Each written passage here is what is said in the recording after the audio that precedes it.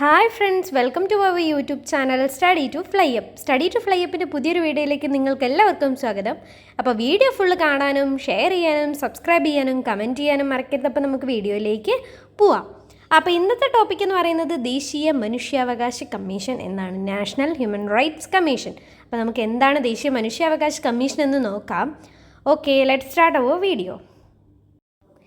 ദേശീയ മനുഷ്യാവകാശ കമ്മീഷൻ ഇന്ത്യയിലെ മനുഷ്യാവകാശങ്ങളുടെ കാവൽക്കാരൻ എന്ന് അറിയപ്പെടുന്നു. ഇന്ത്യയിലെ മനുഷ്യാവകാശങ്ങളുടെ കാവൽക്കാരൻ എന്നറിയപ്പെടുന്നു.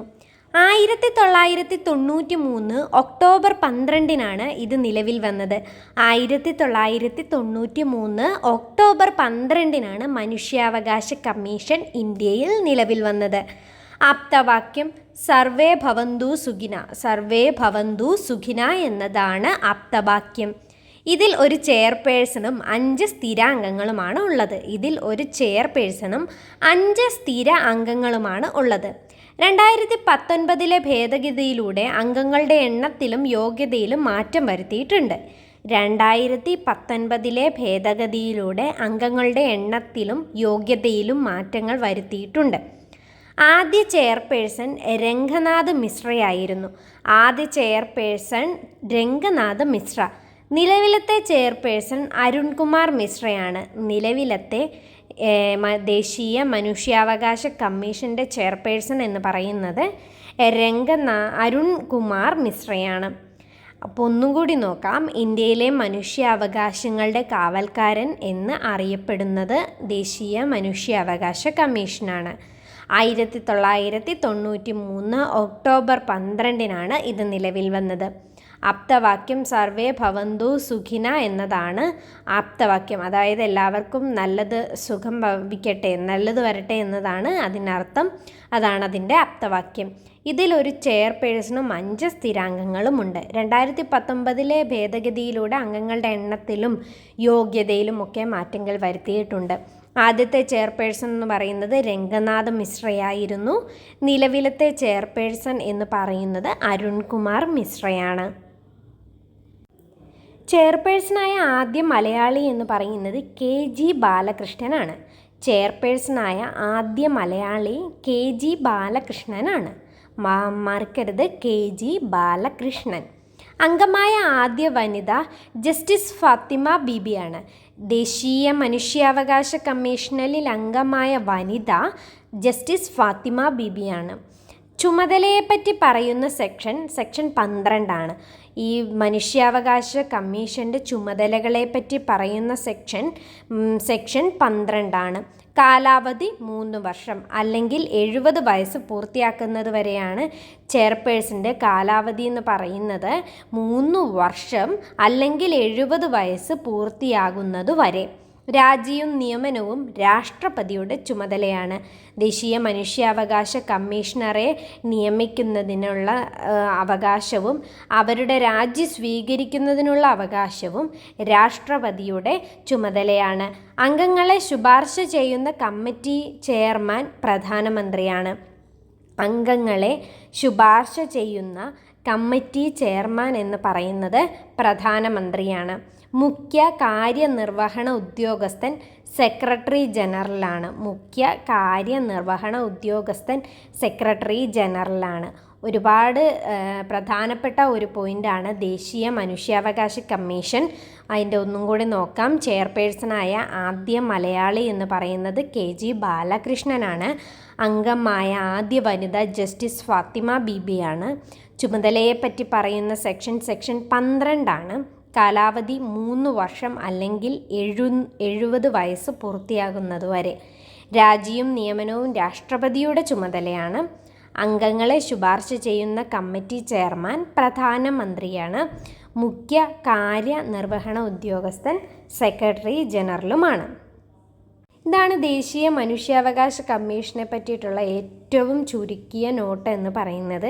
ഇതിൽ വർഷം എന്താണ് വന്നതെന്നും ആരൊക്കെയാണ് ഇതിൻ്റെ കമ്മീഷണർമാരായിട്ട് നിലവിലുള്ളതെന്നും കമ്മീഷണർമാരുടെ കാലാവധിയെ പറ്റിയിട്ടും അവരെ നിയമിക്കുന്നത് ആരാണെന്നും രാജ്യം ആർക്കാണ് നൽകേണ്ടതെന്നും അങ്ങനെയുള്ള എല്ലാ കാര്യങ്ങളെ പറ്റിയും ഇതിൽ പറയുന്നുണ്ട്. അതുപോലെ തന്നെ ചുമതലകളെ പറ്റി ഞങ്ങൾ വേറൊരു നോട്ട് ഇടുന്നതാണ്. കുറച്ച് വലിയ വൈഡായിട്ടുള്ളൊരു നോട്ട് ഇടുന്നതാണ്. ഇപ്പോൾ ജസ്റ്റ് ഒരു ബ്രീഫ് നോട്ടാണ് ഇതിൽ തന്നിരിക്കുന്നത്. അപ്പോൾ നിങ്ങൾ ഈ വീഡിയോ ഫുള്ള് കാണുക. ഈ നാഷണൽ ഹ്യൂമൻ റൈറ്റ്സ് കമ്മീഷനെ പറ്റിയിട്ട് ഇവർക്ക് സ്വതമേ കേസെടുക്കാനൊക്കെയുള്ള അവകാശങ്ങളും ഒക്കെ പറയുന്ന മറ്റൊരു നോട്ട് ഇതിൽ ഇടുന്നതായിരിക്കും. ഇനി നെക്സ്റ്റ് നമ്മൾ പോകുന്നത് നാഷണൽ വുമൻസ് കമ്മീഷനെ പറ്റിയിട്ടുള്ളതാണ്. ദേശീയ വനിതാ കമ്മീഷൻ, നാഷണൽ വുമൻസ് കമ്മീഷൻ. ഇതൊരു നിയമാനുസൃത ബോഡിയാണ്. ദേശീയ വനിതാ കമ്മീഷൻ എന്ന് പറയുന്നത് നിയമാനുസൃതമായ ഒരു ബോഡിയാണ്. National commission for woman act 1990 പ്രകാരമാണ് ദേശീയ വനിതാ കമ്മീഷൻ നിലവിൽ വരുന്നത്. National commission for woman act 1990 പ്രകാരമാണ് ദേശീയ വനിതാ കമ്മീഷൻ നിലവിൽ വരുന്നത്. നിലവിൽ വന്ന വർഷം 1992 ജനുവരി 31. നിലവിൽ വന്നത് 1992 ജനുവരി 31. ഒരു ചെയർപേഴ്സണും 5 അംഗങ്ങളുമാണ് ഉള്ളത്. ഒരു ചെയർപേഴ്സണും 5 അംഗങ്ങളുമാണ് ഇതിൽ ഉള്ളത്. പ്രസിഡൻ്റാണ് ഇതിൻ്റെ നിയമനം നടത്തുന്നത്. ഇതിൻ്റെയും കാലാവധി 3 വർഷമാണ്. പ്രസിഡൻ്റാണ് നിയമനം നടത്തുന്നത്. കാലാവധി 3 വർഷം തന്നെയാണ്. ആദ്യത്തെ കമ്മീഷണർ ജയന്തി പട്നായിക്. ആദ്യത്തെ കമ്മീഷണർ എന്ന് പറയുന്ന വ്യക്തി ജയന്തി പട്നായിക്കാണ്. ഇപ്പോഴത്തെ കമ്മീഷണർ MS രേഖാ ശർമ്മയാണ്. ഇപ്പോഴത്തെ കമ്മീഷണർ എന്ന് പറയുന്നത് MS രേഖാ ശർമ്മയാണ്. ഒന്നുകൂടി നോക്കാം. ഇതൊരു നിയമാനുസൃത ബോഡിയാണ്. ഇതൊരു നിയമാനുസൃതമായ ബോഡിയാണ്. National commission for woman act 1990 national commission for woman act പ്രകാരമാണ് ദേശീയ വനിതാ കമ്മീഷൻ നിലവിൽ വരുന്നത്. നിലവിൽ വന്ന വർഷം 1995 ജനുവരി 31. നിലവിൽ വന്ന വർഷം എന്ന് പറയുന്നത് 1992 ജനുവരി 31. ചെയർപേഴ്സണും 5 അംഗങ്ങളുമാണ് ഉള്ളത്. ഒരു ചെയർപേഴ്സണും 5 അംഗങ്ങളുമാണ് ഇതിൽ ഉള്ളത്. പ്രസിഡൻ്റാണ് ഇതിലെ ചെയർപേഴ്സണെയും അംഗങ്ങളുടെയും നിയമനം നടത്തുന്നത്. പ്രസിഡൻ്റാണ് നിയമനം നടത്തുന്നത്. കാലാവധി 3 വർഷമാണ്. കാലാവധി 3 വർഷം. ആദ്യത്തെ കമ്മീഷണർ ജയന്തി പട്നായിക് എന്ന് പറയുന്ന വ്യക്തിയായിരുന്നു. ആദ്യത്തെ കമ്മീഷണർ ജയന്തി പട്നായിക്. ഇപ്പോഴത്തെ കമ്മീഷണർ MS രേഖാ ശർമ്മയാണ്. ഇപ്പോഴത്തെ കമ്മീഷണർ MS രേഖാ ശർമ്മ. ഇതോടുകൂടി നാഷണൽ ഹ്യൂമൻ റൈറ്റ്സ് കമ്മീഷനും ദേശീയ വനിതാ കമ്മീഷനും തീർന്നിരിക്കുകയാണ്. അപ്പോൾ നിങ്ങൾ വീഡിയോ ഫുള്ള് കാണാനും ഷെയർ ചെയ്യാനും സബ്സ്ക്രൈബ് ചെയ്യാനും മറക്കരുത്. Okay, thank you.